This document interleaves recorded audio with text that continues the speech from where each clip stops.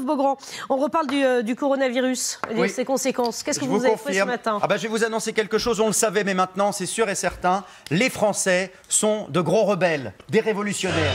Exactement, c'est la lutte finale.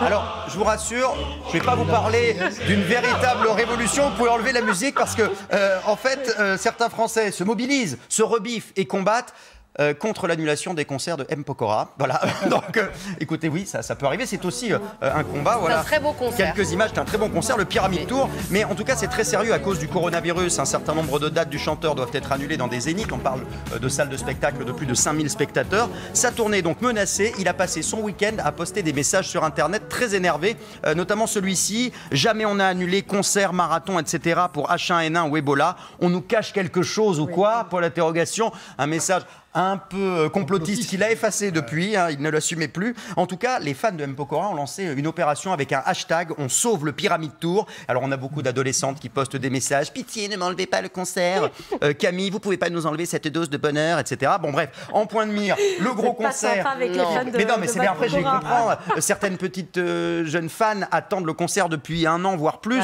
Et en point de mire, le gros concert de Bercy qui est censé avoir lieu vendredi soir devant 17 000 spectateurs. Eh bien, confirmation par la porte-parole du gouvernement Sibeth Ndiaye hier sur RTL, et elle a parlé justement directement de Bercy. Écoutez. Au fur et à mesure qu'on va avancer dans le temps et on voit des concerts qui sont programmés, par exemple, je sais pas moi, Bercy Arena, dès lors que vous êtes dans un endroit confiné avec plus de 5000 personnes, ça ne peut pas se tenir.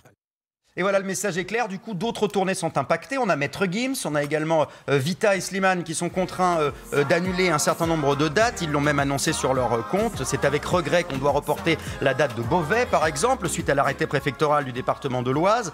En tout cas, les fans, eux, sont très en colère, quels que soient les artistes. Bah oui, exactement. Bon, en tout cas, il n'y a pas que les ados qui se rebiffent. Il n'y a pas que les ados qui se rebiffent. Les adultes aussi. Les adultes, je vous le confirme. On en a eu la preuve. On parle dans l'oreillette au moment où vous regardez. On en a eu la preuve hier. Regardez cette image. Et on ne va plus. Le semi-marathon de Paris était censé être annulé. Mais regardez, un certain nombre de participants qui avaient payé leur voyage jusqu'à Paris avec l'hôtel, etc. Eh bien, ils ont joué les rebelles, ils ont couru quand même. Le souci, c'est que la circulation n'avait pas été coupée sur le tracé. Du coup, ils ont couru sur le trottoir. C'était pas pratique. Dans certaines villes plus touchées, comme Crépy-en-Valois, on a vu des images absolument surréalistes puisque le marché était censé être interdit, sauf que le marché s'est tenu quand même. Du coup, on a envoyé la gendarmerie et la police municipale. Mesdames, Messieurs, votre attention, s'il vous plaît. Ici la gendarmerie nationale. Je vous demande, s'il vous plaît, de quitter les lieux dans le calme, de rentrer chez vous, s'il vous plaît. Génial. Voilà, et après on vous dira de pas céder à la panique, comme vous voulez faire. En tout cas, va-t-on voir la gendarmerie et la police faire la chasse à tous les rassemblements? Là, attention, dans les rues, mesdames et messieurs, ça va devenir Starsky et Hutch, je vous préviens. Attention.